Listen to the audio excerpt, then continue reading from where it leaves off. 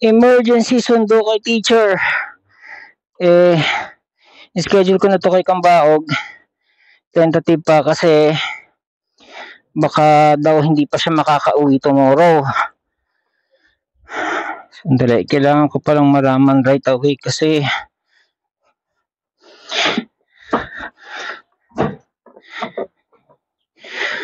kung shucks, ano yun?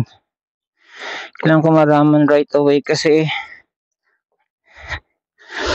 hindi ako pwede pumunta ron ng alanganing oras. Kailangan ng punta ko daling araw, so gabi pa lang kailangan ko ma-confirm yung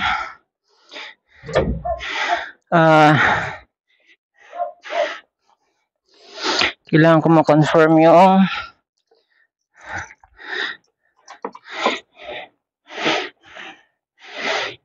ma-confirm yung kung nandiyan siya appointment mamayang gabi para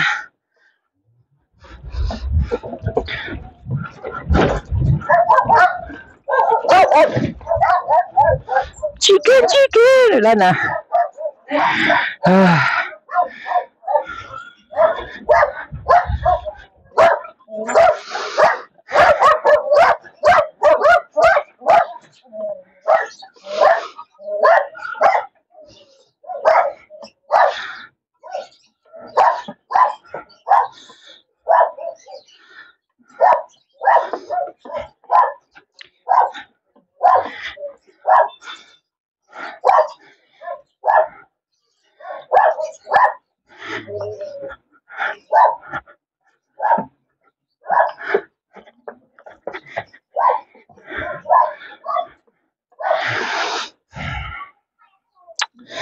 Tangin ng manok yan.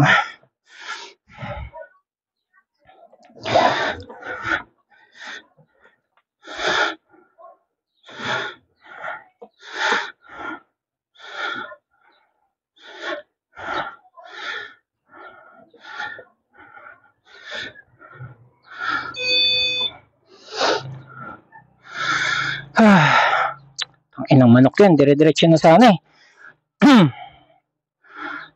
Panayin natin yung tricycle. Hazard tayo. Ilaw tayo to the max. Ready? Set, go.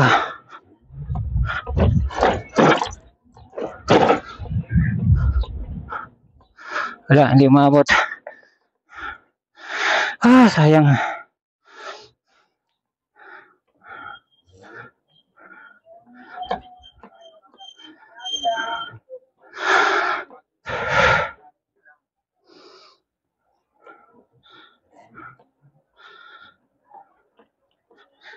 Ganyan. Konti na lang naman eh.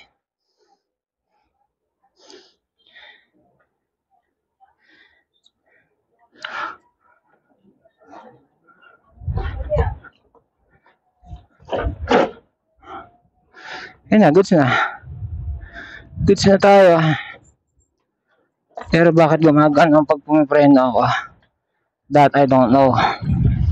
Bakit nagtutog? After ko ma-overhaul yung preno ko. So check. Everything's check. Man lang tayo. Hindi naman tayo mangangarere.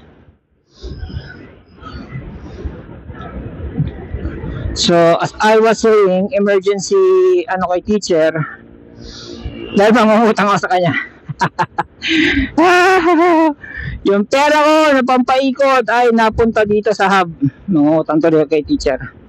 Ang bayad sa aking sa aking truck.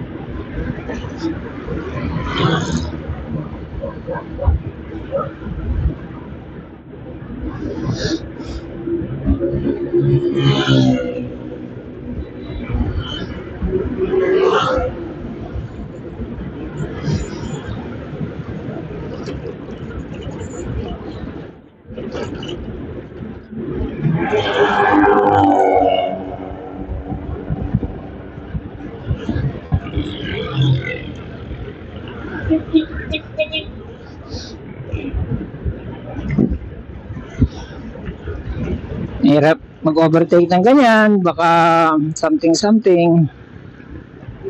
Ito, baka biglang kumanan. Hirap eh. You have to see all the possibilities. Dadalawa lang gulong natin. One mistake and you're flew!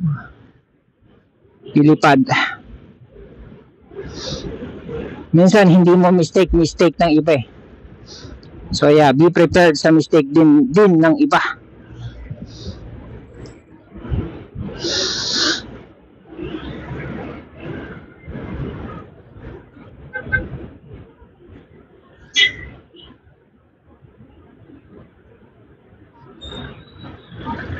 Maalala yung starting pero hindi naman kalayuan yung aking ibibiyahe.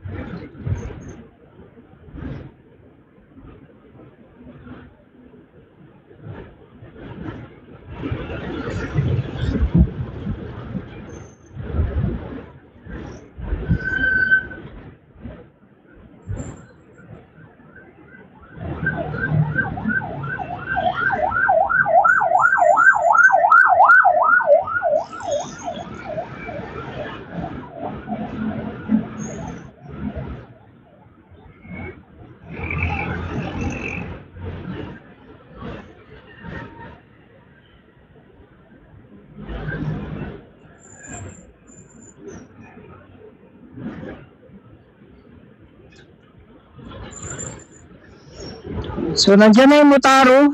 I'm excited. Kaya lang dahil nga may emergency akong lakad.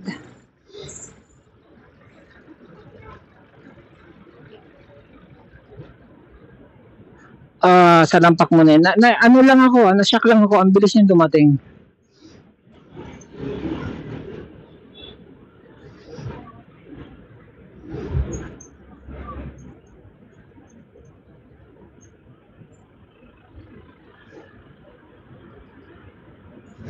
Yun.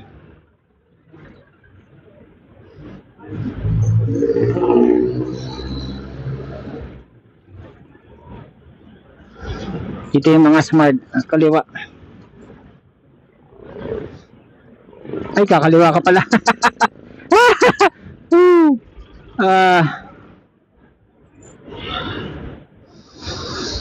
May mga GAGO kasi dyan eh. Sasalubungin ka. Kahit maluwag. It's called K-A-R-E-N. Male or female?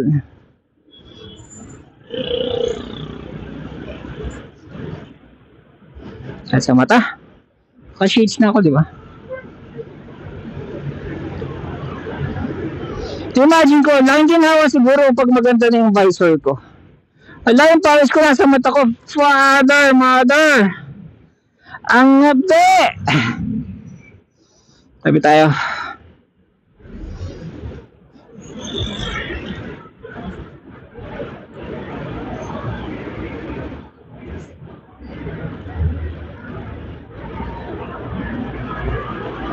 Abdi ah.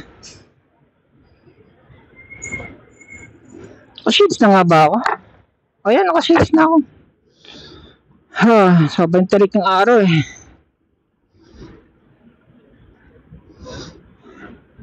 So, kapag ako bibili ng helmet, yung talagang bili. Ito kasi gift to eh. Merong visor dapat. Yung visor na parang sombrero Ito nga ako saglit. Sakit sa mata. Punas muna ako ng luha.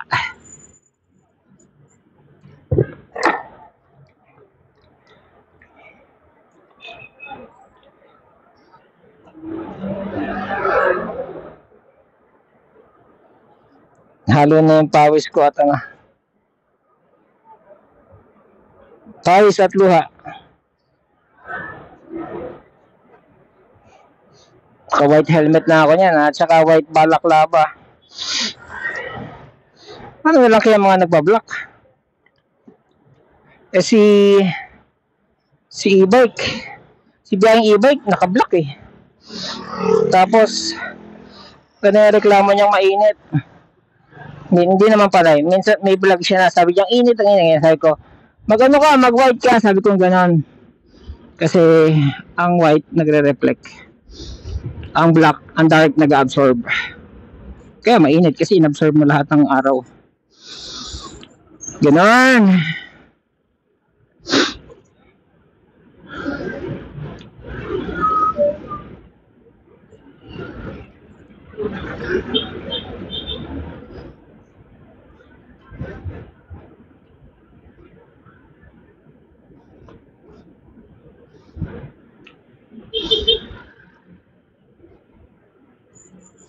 Yung original time hub nito, tapos sulit lang yung balikan from school to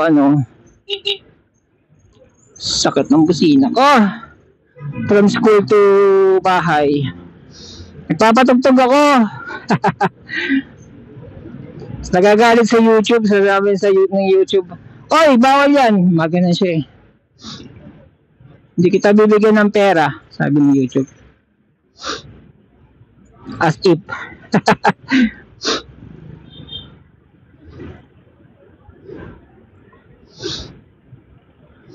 Ang lakas ng advertise ni teacher kasi 52 ako nun subscriber. In-advertise ni teacher sa Facebook niya.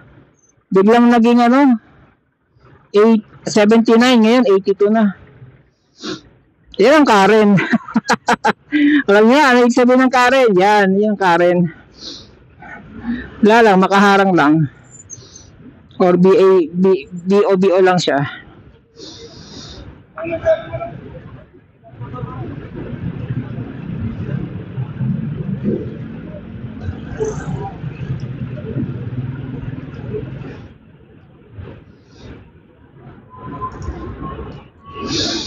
Sana wag ka umistop sa gitna ng Marcos Highway Opo. Wala namang paahon sa Marcos Highway.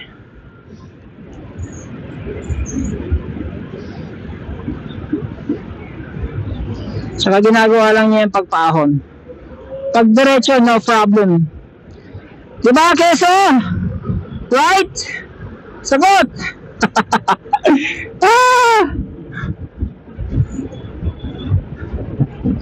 Nung nag-deliver kami ng hopya, ang sasakyan namin, Ford Fiera. Hindi, actually, before Ford Fiera, Minica pa nga Honda Minica. Yan, ditulak talaga yun. Pero that was 80s. Late 70s to 80s. Woohoo! Pwede ba magpulin dito? Pwede ba gumanyan ganyan? Gumanyan ganyan? Pwede ba gumanon? Pwede gumanon? Pwede gumanyan, ganyan, ganyan. Ganyan, ganyan, ganyan. Ganon, ganon, ganon. Oops! Nakakaliwa pala yan. Kanan tayo. Magdos tayo, magdos. Sige nga. Kasi yung, ano niya, ang tawag nito, yung acceleration niya, desisipa, di ba? Pag sipa niya, hihilahin ka pa. Kapag tinuloy mo yung ulit nagdos na to. Putik, lakas na ng dos Woo! Lalay lang, sir. Ito, may U-turn ba to? Woo!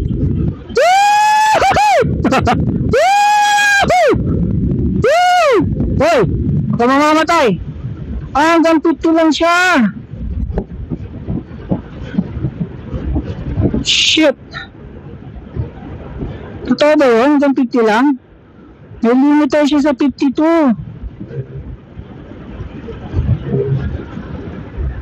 Totoo nga, may limiter siya sa 52 kahit naka-center stand, kahit umaandar. Eh, syempre naman.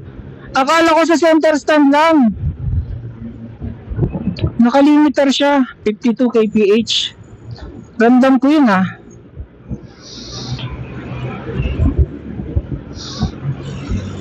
Pero sarap ng hila niya.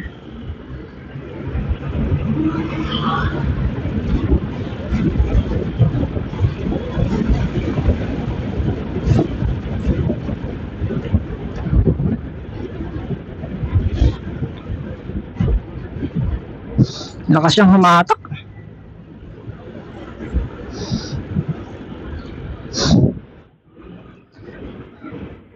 Kailan kaya magsasara tong Marcos Highway? Ay, wag kong i-wish, baka mamaya apocalypse na naman ng COVID, ano kung ano mga apocalypse na mangyari. And kapag bakante ang Marcos Highway, mind you, matutuli ng sasakyan. Yun ang ima-mind mo. Tutuli ng sasakyan yan, promise. Kasi bakante, isa mentality ng tao di ba? Magkakarera gaya ng ginagawa ko, magtutulin. Jaya. Pero masarap yun dahil in terms of solo. Sarap. Sarap ah! Dos! Woo! Pero regardless ko anong number, limiter niya talaga 50.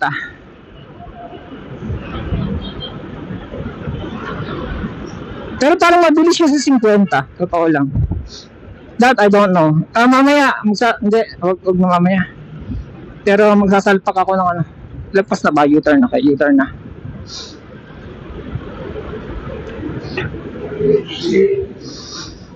First time ko pala Marcos Highway, yung WP.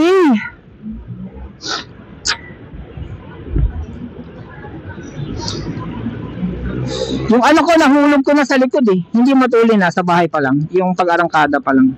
Kasi tatlo kami. Nahulog ko siya sa likod. Awa tuloy ako.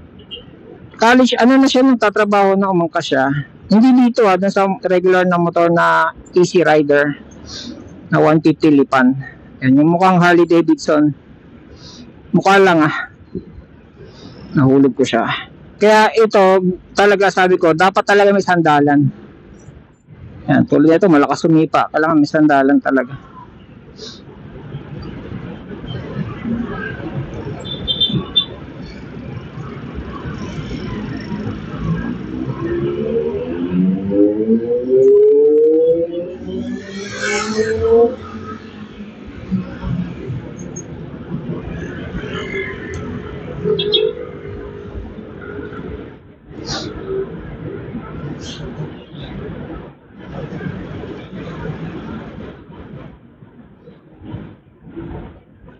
Nakados ba ako? Balik tayo sa